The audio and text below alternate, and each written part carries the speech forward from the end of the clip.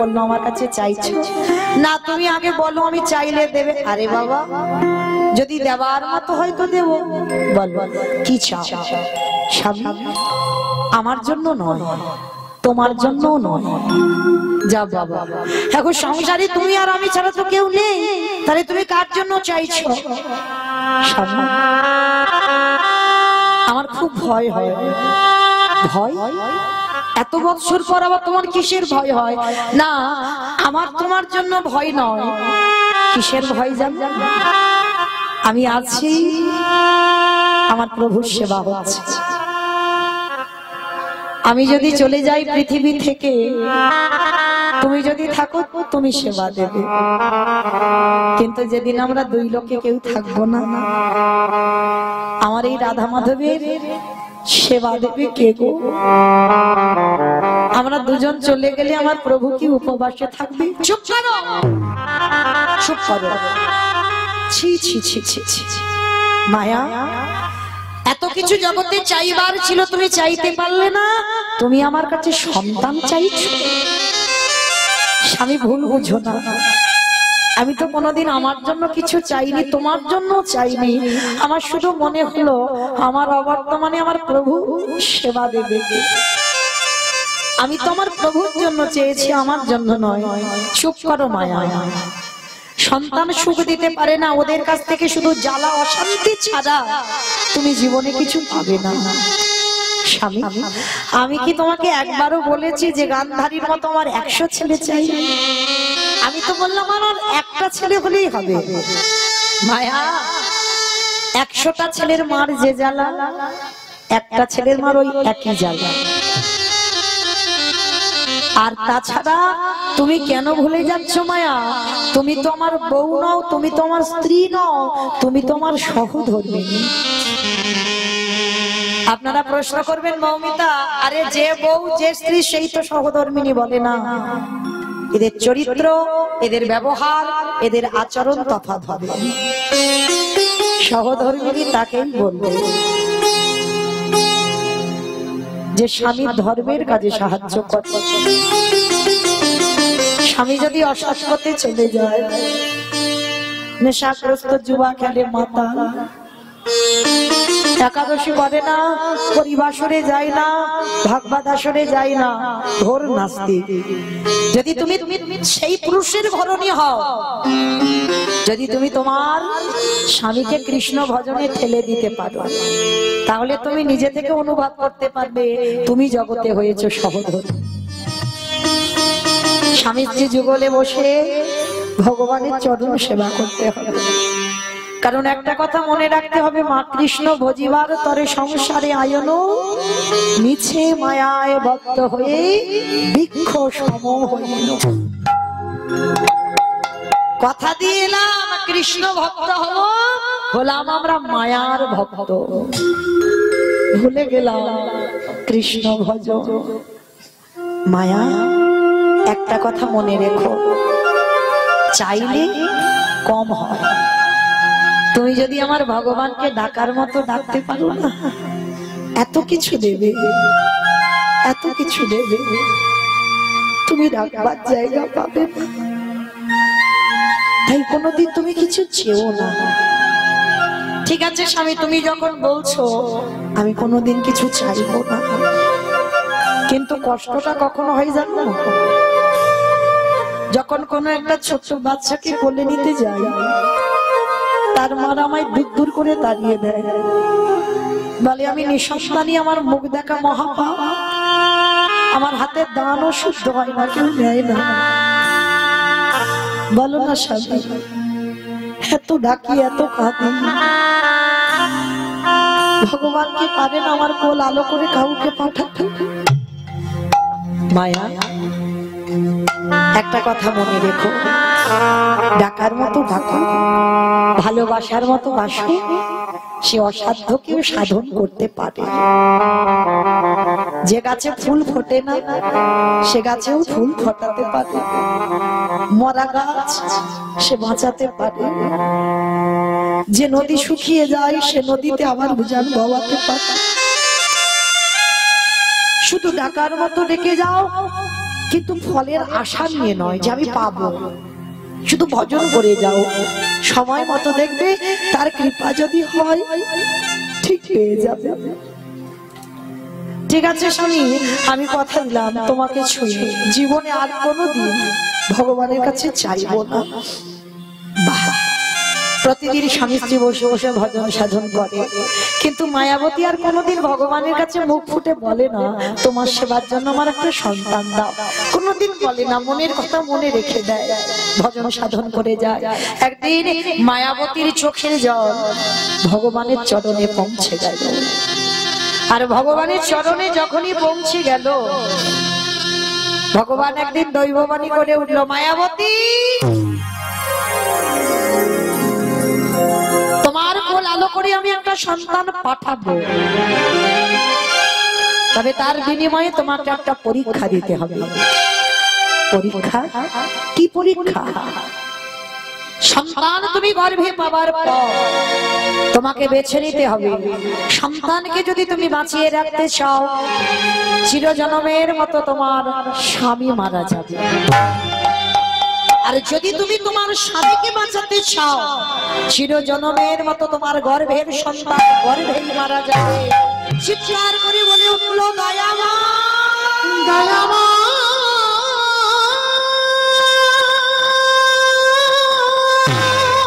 চুপ করো, চুপ করো, ও গো কৃপা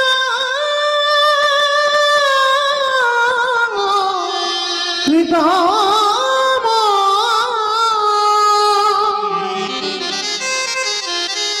বলো না,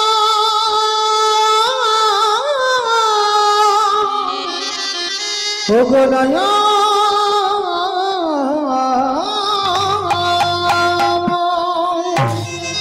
এটা তুমি কি করে বলতে পারলে? আমি তোমার সেবার জন্য সন্তান চেয়েছি, আমার সেবার জন্য নয়। আর তোমার সেবার জন্য সন্তান চেয়ে আমাকে বৈধ পূজা পেতে হবে? দাঁড়াও মায়া, এটাই তোমার অদৃষ্টে লেখা আছে, কেউ খণ্ডন করতে পারবে না, এটাই হবে। যাই সাধনা করো না কেন তুমি, সন্তানকে বাঁচাতে গেলে স্বামী মারা যাবে, স্বামীকে বাঁচাতে গেলে সন্তান হারাতে হবে। বলো মায়া, তুমি কাকে চাও? যাকে চাইবে আমি তোমার কাছে তাকেই রেখে দেব। বলেন মায়ের, একটা নারী জীবনে কত বড় পরীক্ষা, এত বড় পরীক্ষার মুখে একটা নারীকে দাঁড়াতে হলো। একদিকে স্বামী, একদিকে সন্তান। আচ্ছা বলেন তো মা, আপনারা কাকে বেশি ভালোবাসেন? সন্তান। বাহ। আর কেউ? আর কেউ বাসো? দুজনকে দুজনকে। এটা তো মন রাখা কথা হলো, সবাই সন্তান। স্বামী, আবার কেউ কেউ স্বামী স্বামী বলছে কিন্তু মুখ ফুটে বলতে পারছে না। আবার কিন্তু কেন বলতে পারছে না জানো? হয়তো তার স্বামী কোথাও বসে দেখছে, কিন্তু তার বউয়ের দিকে দেখিও কি বলে। আর যদি একবার বলে ছেলে ভালোবাসি, কালকের মৌমিতার কীর্তন শোনার ব্যবস্থা করবে, কাল আর আসতে দেবে না। তবে মনে রাখতে হবে মা, এইখানে কেউ কারোর স্বামী নয়, কেউ কারোর ভাসুর নয়, কেউ কারোর শ্বশুরও নয়। এখানে আমাদের একটাই পরিচয়, আমরা সবাই হলাম কৃষ্ণ চরণের দাস। আর কোন জাতেরও বিচার নয়, একটাই চরণে, ওই কৃষ্ণ চরণের দাস আমরা। কোন নারী পুরুষ ভেদাভেদ নয়। এখানে যে কথা বলতে হবে মা, ভেবে বলতে হবে। বেশিরভাগ মা বলবে যদি ভোট করা যায় না, সন্তান ভালোবাসি, তবে স্বামী ভালোবাসি না। স্বামী যদি 19 হয়, সন্তান একটু বেশি হবে, 20, একটু বেশি হবে। সে যে যতই বলুক না কেন আমি স্বামী ভালোবাসি না, তোমার হৃদয়কে মনকে প্রশ্ন করবে একটু তুমি ছেলেকে বেশি ভালোবাসো কেন? যে মা 10 মাস গর্ভে যাতনাটা পেয়েছিস, সে মা জানে এই নারীর বেদনাটা কতটা। তো আজকের মায়াবতী এক বাক্যে বলেছিল, তুমি আমার সন্তানকে দাও। কেন? এ তো আমার সেবার জন্য নয়, আমি তোমার সেবার জন্য চেয়েছি। তাহলে তোমার সেবার জন্য যদি আমাকে বৈধব্য জ্বালা পেতে হয়, আমি হাসতে হাসতে মেনে নিলাম। আমি বৈধব্য জ্বালাতে এইটুকু তো জানবো, আমি কষ্ট পেয়ে আমি মরার আগে তোমাকে সুখী করে গেছি, তাই দাও আমার স্বামীকে কেড়ে নিয়ে আমার সন্তানকে দাও। ভগবান চমকে উঠল, মায়াবতী তোমার এত ত্যাগ আমার জন্য? তবে কথা দিলাম তোমার এই আমার জন্য এত বড় ত্যাগের জন্য যতদিন তুমি গর্ভ লুকিয়ে রাখবে ততদিন তোমার স্বামী জীবিত থাকবে, আর যেদিন তোমার গর্ভটা বহিঃপ্রকাশ হবে সেই দিনই তোমার স্বামীর মৃত্যু।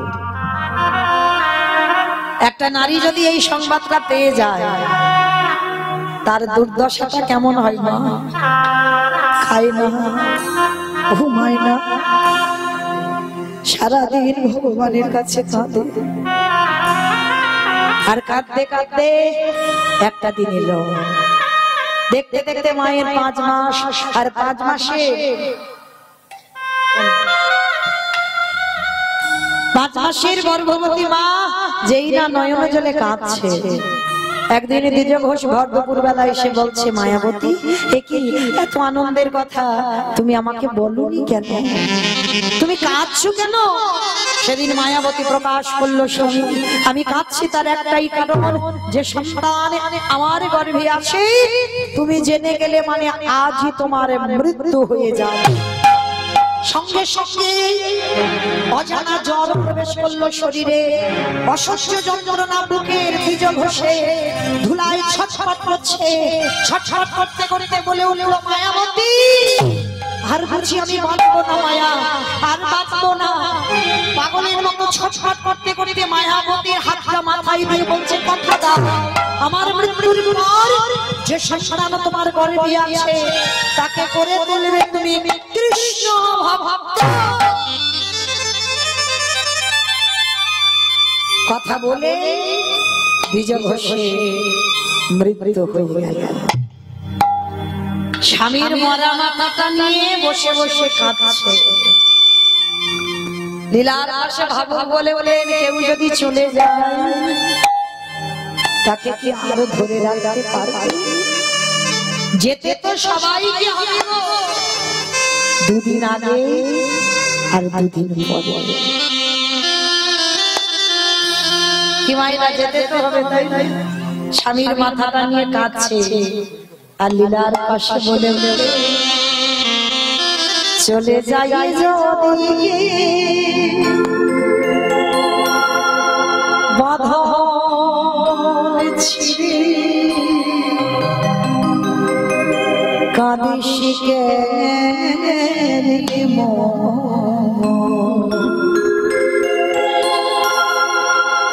ভাঙা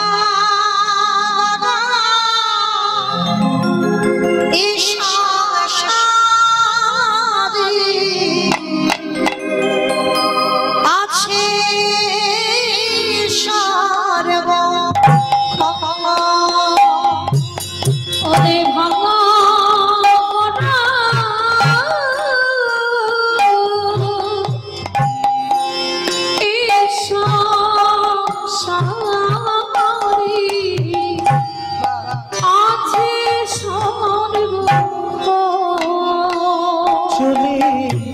যাই যদি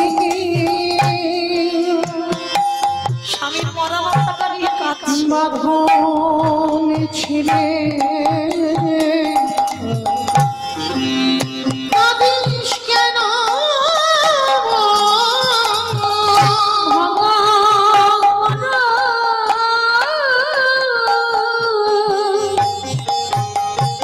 এই সংসারে আছে সর্ব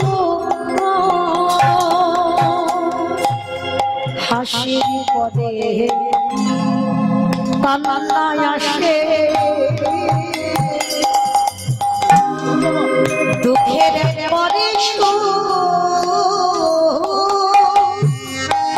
আধার রাতে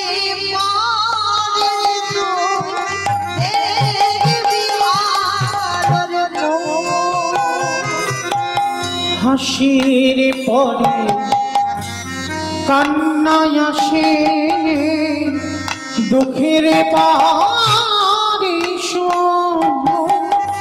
আধার রাতে পাহাড়ি যে তুই দেখবি আলোর মুখ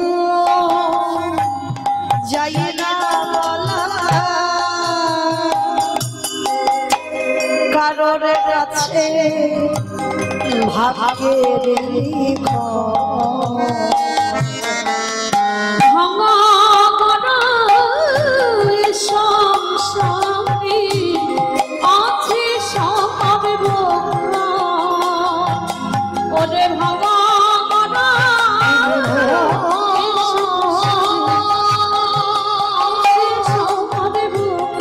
ওরে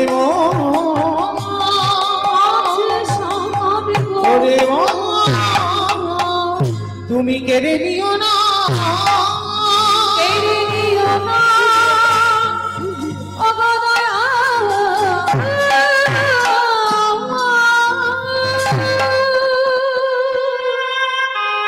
একটা কথা বলি মা, একটু সাবধানে থাকবে। কেন বললাম? যারা লক্ষ্মী, কালী, দুর্গা, সরস্বতী, মনসা ভক্ত তাদের ঠিক আছে, কিন্তু যারা কৃষ্ণ ভক্ত একটু সাবধানে থেকো।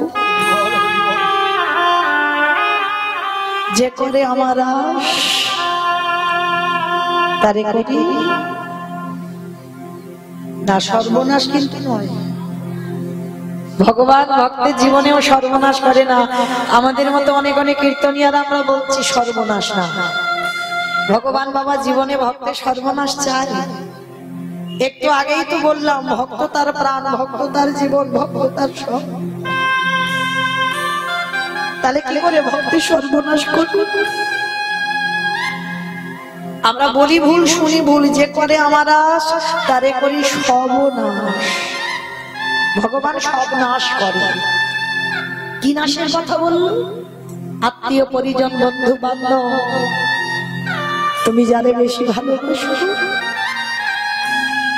ভগবান পৃথিবীতে সব থেকে সবার আগে তোমার কাছ থেকে কেড়ে নেবে। কারণ ওইটা না কেড়ে নিলে তুমি সম্পূর্ণ তো ভগবানের হতে পারবে না, চিরজন্মের মতো কেড়ে নেবে। তারপরে যদি তুমি তার চরণ না ছাড়ো, তারপরে ভগবান বললেন আমি হয়ে যাই সেই দাসের অনুদাস। তাহলে কৃষ্ণ ভক্ত হলে মরার আগের দিন পর্যন্ত মাতাকে কাঁদতে হবে।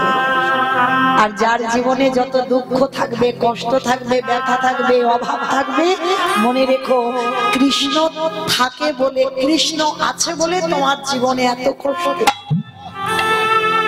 আর যার জীবনে কোনো কষ্ট নেই, জ্বালা নেই, ব্যথা নেই, তার জীবনে কৃষ্ণ নেই। দুঃখ থাকলে জানবে কৃষ্ণ আছে বলে তোমার এই দুর্দশা।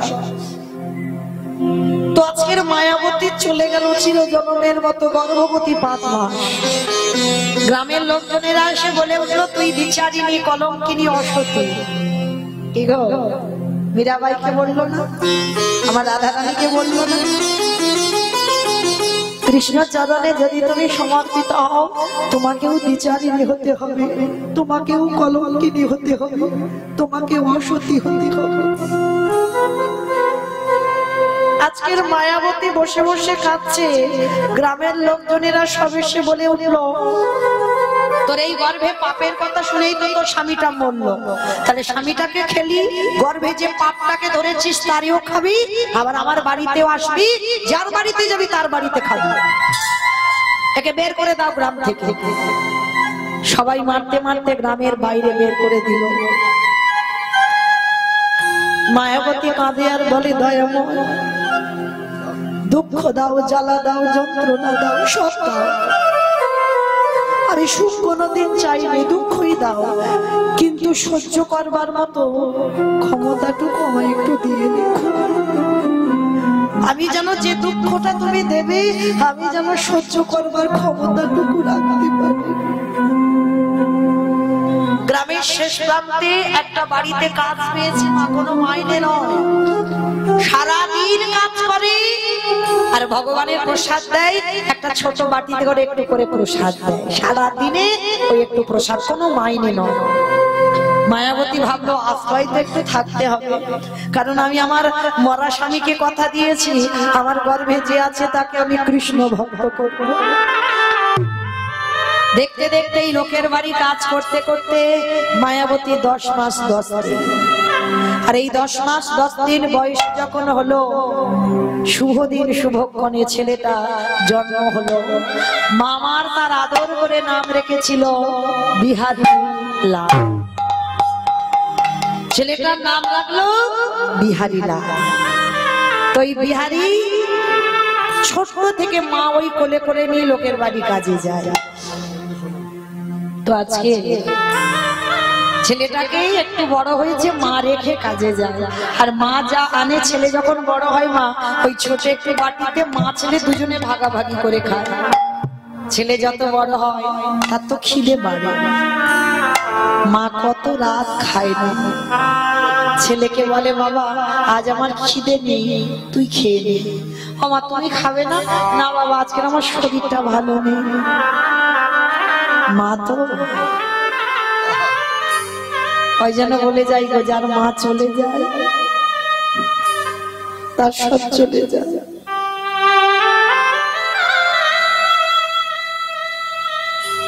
আজকে ছোট ছেলেটা বাড়িতে সকাল থেকে বসে আছে, শুধু জল খেয়েছে, কিছু খাইনি। ভগবান মনে মনে ভাবছে দেখি একবার ভক্তকে ঘষে মেজে নিই তো দেখি। শ্যাকরা যেমন সোনাকে ঘষে নেয়, ভগবান ভক্তকে ঘষে নেয়। আজকের ভগবান পরীক্ষা করেছে, যে বাড়িতে কাজ করে মা সে বাড়িতে আজকে আত্মীয় বাড়িতে যাবে, ভগবানের ভোগ লাগায়নি, কিছু প্রসাদ দেয়নি। মায়াবতীকে বলছে মায়া আজকে কোথা থেকে প্রসাদ একটু জোগাড় করে নিস, খাওয়া, আমার বাড়িতে আজকে কিছু অন্ন চলবে না। মায়াবতী মনে মনে ভাবছে কেউ তো দেবে না আমায় কিছু খেতে, কে দেবে? সারাদিন ছেলেটা বাড়িতে বসে আছে, মনে মনে ভাবছে মা বিকালবেলা একটু খাবার আনবে, খাবো। ছেলেটা রাস্তার ধারে তাকিয়ে বসে আছে, আর মা আমার শূন্য হাতে ঘরে ফিরছে। ছোট্ট ছেলেটা ছুটতে ছুটতে মার কোমরটা গিয়ে জড়িয়ে ধরেছে। আমা মা গো, ও মা কি খাবার এনেছো? মা সকাল থেকে বসে আছি, খুব খিদে পাচ্ছে। ও মা কি এনেছো? মা ছেলেটাকে কোলে করে নিয়ে বলছে খোকা আজকের একটা কাজ কর, তুই বলো একটু জল খেয়ে রাতটা কাটিয়ে দে না বাবা। ও মা সেই সকাল থেকে শুধু জল তুই খেয়ে আছিস, কিছু তো খেতে পারছি না। ও বাবা বড্ড খিদে পেয়েছি, দাও না আমায় কিছু খেতে, আমার উদর যে জ্বলছে, সকাল থেকে কিছু খাই। মা মনে মনে ভাবলো আমি আছি বলে আমার ছেলেটার এত কষ্ট, আমি যদি ওর কাছ থেকে চলে যাই গ্রামের লোকরা ভাববে ও অনাথ, অনাথ ভেবে কিছু খেতে অন্তত দেবে। তাই করি আজকে রাত্রিবেলা ছেলেটাকে ছলে বলে ওকে একটু ঘুম পাড়িয়ে আমি ওই গঙ্গার জলে ঝাঁপ দিয়ে প্রাণ ত্যাগ করবো। ছেলেটাকে কোন রকমে একটু ভালোবেসে আদর যত্ন করে কোলের কাছে রেখে মাথায় হাত বুলাচ্ছি, খোকা একটু রাতটুকু কাটাতে দে। আমি বলছি কাল সকালবেলা দেখবি তুই এত এত খাবার পাবি না, খেয়ে খেতে পারবি না, আজকে রাতটুকু একটু কষ্ট করে। ও মা বড্ড খিদে পেয়েছি, একবার বলো না কি খাবো? বলেন তো মা, সন্তান যদি মায়ের কাছে খেতে চায় আর মা যদি কিছু দিতে না পারে তার থেকে কি মৃত্যু সেও নয়? আমার মনে হয় তার থেকে মৃত্যুটা অনেক ভালো।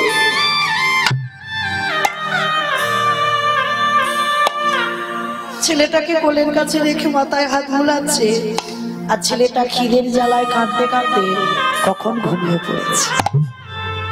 আর যেই না ঘুমিয়ে পড়েছে ছেলেটাকে আস্তে আস্তে করে পাশে রেখে মায়াবতী আমার ভগবানের চরণে গিয়ে জানাচ্ছে দয়াময় আমি চলে যাচ্ছি চিরজনমের মতো, আমার ঘুমন্ত ছেলেটা রইল, তোমার কাছে কিছু চাই না, আমার ছেলেটাকে তুমি তোমার চরণের দাস। হরি বিহারী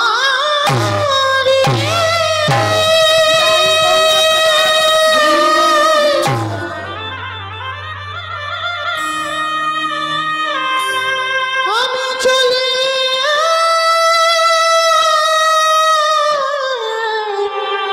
চলে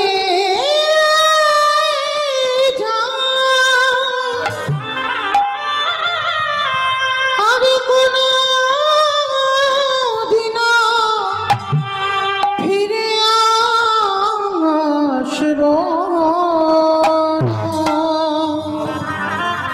আমি চলে যাই হরি বিহারী।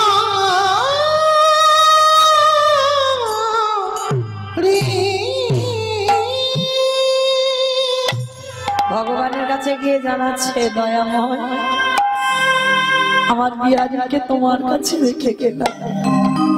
আমার জীবন নদী আমি চলে যাচ্ছি প্রভু। নাইয়া আমার ভাবের খেলা সঙ্গ হলে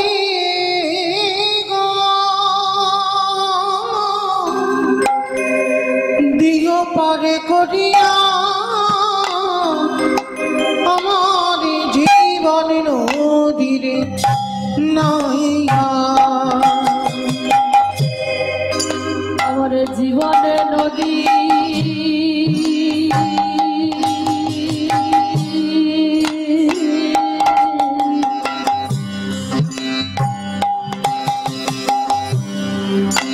নাইয়া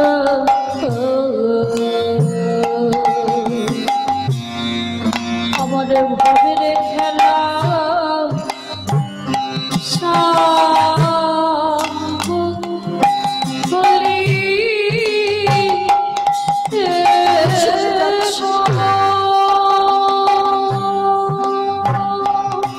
আমার বিহারী রইল প্রভু, তুমি ওকে একটু কৃপা করো।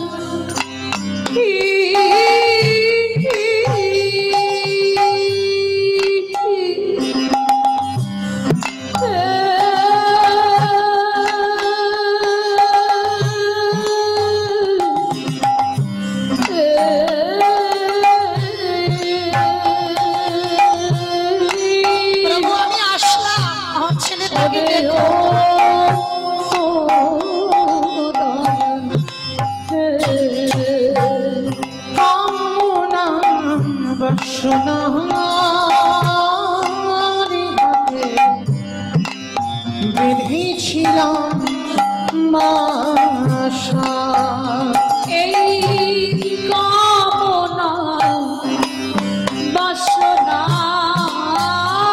দেখাতে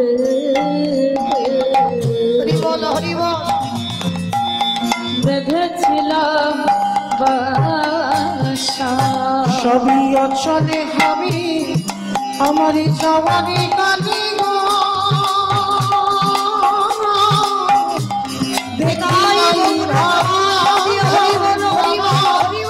জীবন নদীরে নাইয়া আমার জীবনে নদী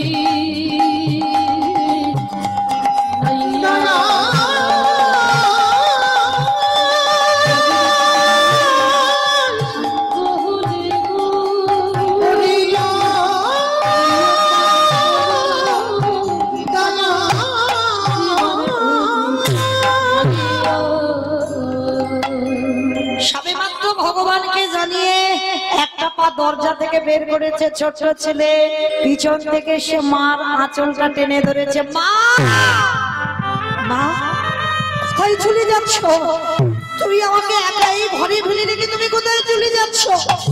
ও মামা, আর জীবনে আমি খেতে চাইবো না, আমি জীবনে বলবো না আমার খিদে পেয়েছে, কিন্তু তুমি আমায় ফেলে রেখে চলে যাবো না।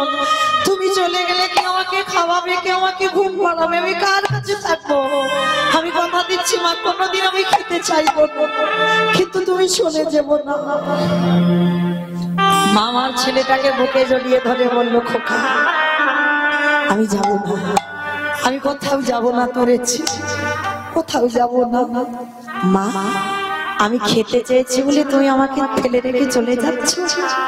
ও মামা, একটা কথা তোমার কাছে জানতে চাই, তুমি তো এত আমার কৃষ্ণকে ভালোবাসো।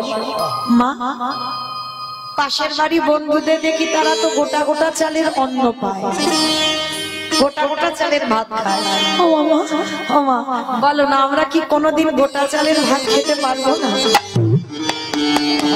আচ্ছা সেটা নাই বা হলো, কৃষ্ণ কি পারে না আমাদের একটু বড় লোক করে দিতে? চুপ চুপ, যা বলার বলেছিস খবরদার। আর দ্বিতীয় দিন কোনোদিন আমার কৃষ্ণের কাছে বড় লোক হতে চাইবি না। বড় লোক হলে কৃষ্ণ ভুলে যায়। যত গরিব থাকবি তত আমার কৃষ্ণকে ভালোবাসতে পারবে, এটা বাস্তব। মা মিলিয়ে নেবে।